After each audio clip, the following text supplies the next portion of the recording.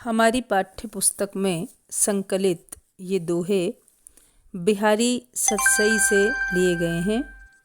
देखिए, मोहि तुम्हें बाढ़ी बहस को जीते जदुराज, अपने अपने विरद की दुहु निबाहत लाज।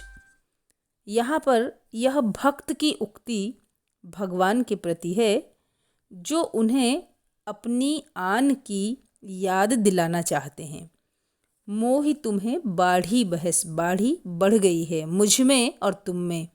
हे ईश्वर, मेरे और तुम्हारे बीच बहस बढ़ गई है। को जीते जदुराज, अब देखते हैं हे यदुराज, हे कृष्ण, अब कौन जीतता है। यहाँ जदुराज जो शब्द है वह बड़ा सार्थक विशेषण है। यादवों के राजा, और जो राजा होता है यदि उसे किसी प्रकार की चुनौती दी जाए तो वह शीघ्र ही ताव में आकर उस काम को अवश्य करेगा। यहाँ बिहारी भी बड़े सार्थक विशेषण और संबोधन के द्वारा कृष्ण को यह कहना चाहते हैं कि मैं तो अत्यधिक निम्न कोटि का हूँ, या मेरे कर्म उतने अच्छे नहीं हैं, लेकिन चूंकि आपका विरद, आपका यश कैसा है, शरणागत वत्सल का यश है, दीनों का उद्धार करने वाला यश है, इसलिए मुझ में और तुम में बहस बढ़ गई है। मैं तो अपने जैसे कर्म करता हूँ उन कर्म को करने से बाज नहीं आता, क्योंकि मेरा स्वभाव ही ऐसा है। लेकिन आपका स्वभाव कैसा है, तारनहार आपका विरद है, आपका विरद शरणागत वत्सल है, आपका विरद दीन बंधु है। अब अपने अपने विरद की, विरद कहते हैं यश को, अपने अपने यश की दोनों ही लाज निभाएंगे। देखते हैं कौन जीतता है। अब यहाँ जो विरद शब्द है, उस यश, यहाँ पर प्रशंसात्मक और निंदापरक दोनों अर्थ हैं। कृष्ण के अर्थ में प्रशंसापरक है कि वह तारनहार है, वह दीन बंधु है, वह शरणागत वत्सल है। तो चूंकि मैं आपकी शरण में हूँ, मैं अति दीन हूँ, तो और मैं ऐसा मनुष्य हूँ जिसको तारने की परम, ऐसा भक्त हूँ जिसको तारने की परम आवश्यकता है, तो आपको अपने यश की, अपने विरद की लाज रखते हुए मुझे तारना ही पड़ेगा। आप अपने विरद की लाज रखेंगे और मेरा कार्य क्या है, मैं अपने कर्मों को बदल नहीं सकता।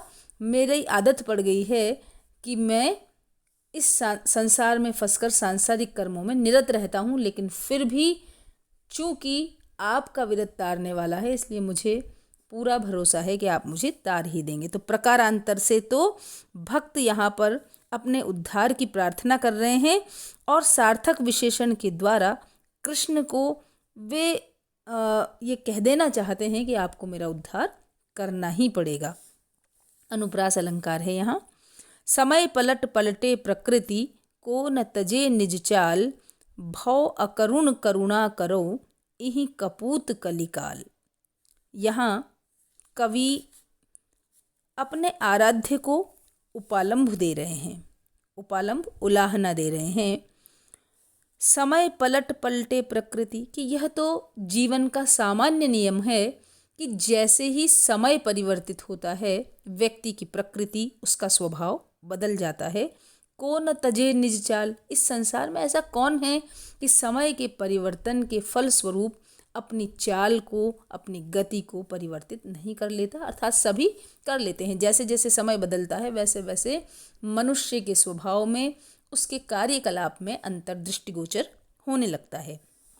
किंतु इसका प्रभाव आज ईश्वर पर भी दिखने लगा है।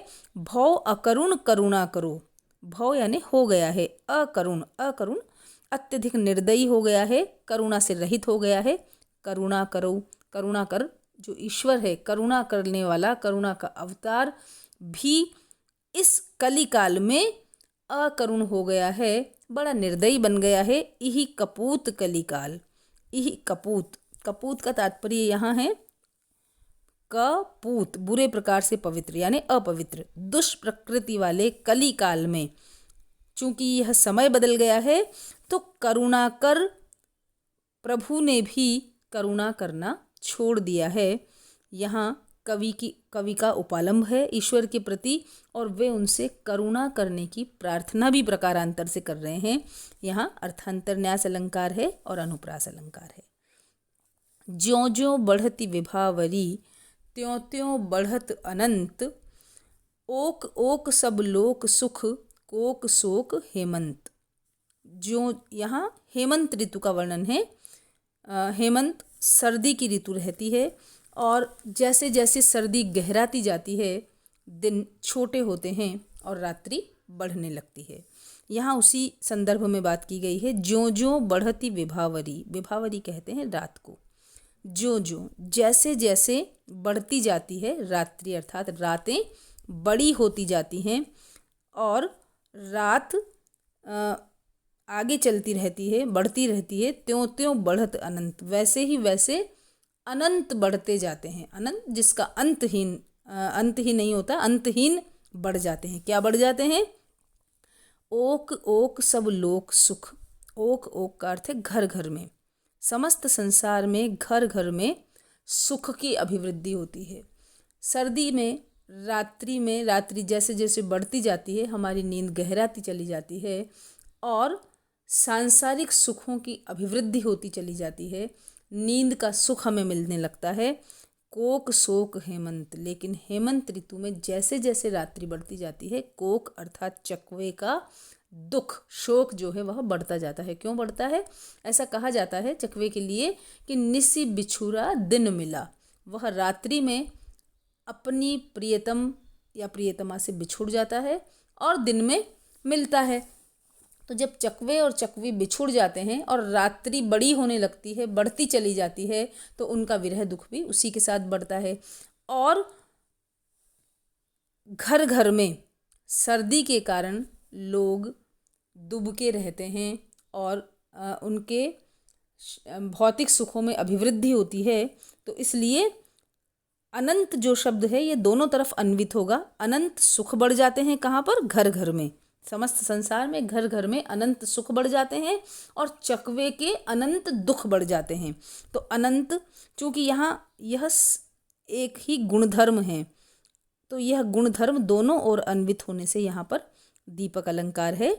ज्यों ज्यों और ओक ओक में पुनरुक्ति प्रकाश अलंकार है। ज्यों ज्यों, त्यों त्यों, ओक ओक, और अनुप्रास अलंकार भी है। हेमंत ऋतु का यहाँ वर्णन किया गया है।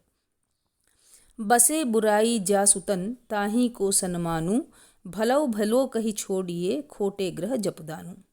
यहाँ सांसारिक रीति पर व्यंग्य किया गया है। इस संसार की रीति नीति क्या है कि बसे बुराई जासुतन, जिसके शरीर में बुराई का निवास होता है, अर्थात जो बुराई से परिपूर्ण होता है, ताही को सन्मानु, इस संसार में उसी का सम्मान किया जाता है। कहने का तात्पर्य यह है कि आदमी जितनी बुरी प्रकृति का होगा, दूसरा व्यक्ति उससे पंगा नहीं लेना चाहेगा और दूर से ही उसे हाथ जोड़कर प्रणाम करके एक तरफ होगा, अर्थात उसको भला भला कहकर छोड़ दिया जाता है। उससे पंगा लेने का या उससे लड़ाई करने का, उससे झगड़ा करने का दुस्साहस कोई भी मोल नहीं लेता।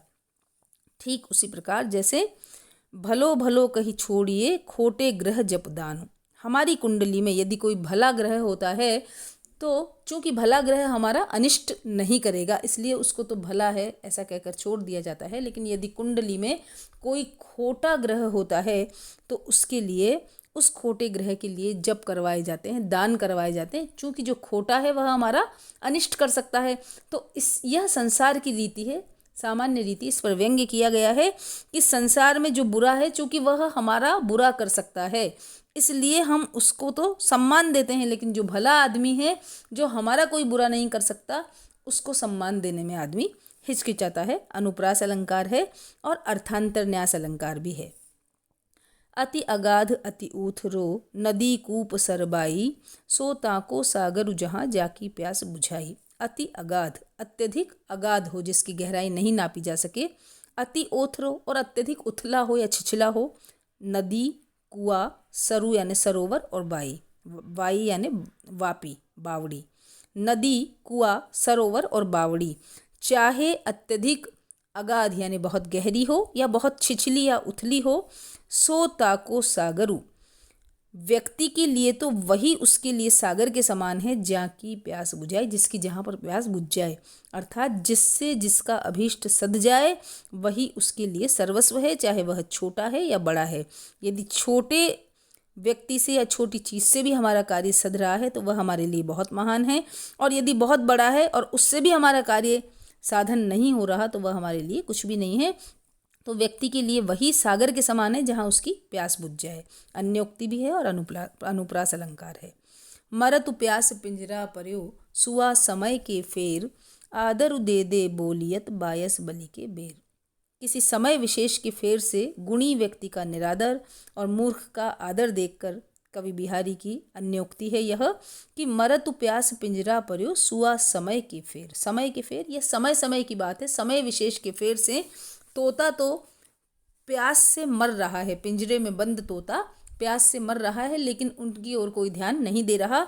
आदर दे दे बोलियत बायस बलि के वेर, और वायस यानी कौवे को बलि के वेर, बलि पक्ष में, श्राद्ध पक्ष में लोग आदर दे देकर बुला रहे हैं। ठीक उसी प्रकार समय के फेर से जो गुणीजन हैं उनका निरादर हो जाता है, और जो सज्जन नहीं है या जिनमें गुण नहीं है ऐसे व्यक्ति भी आदर प्राप्त कर लेते हैं। तो समय विशेष के फेर से जब किसी गुणी का निरादर और मूर्ख का आदर देखा तो यह कवि ने अन्योक्ति कही है। यहाँ अनुप्रास अलंकार भी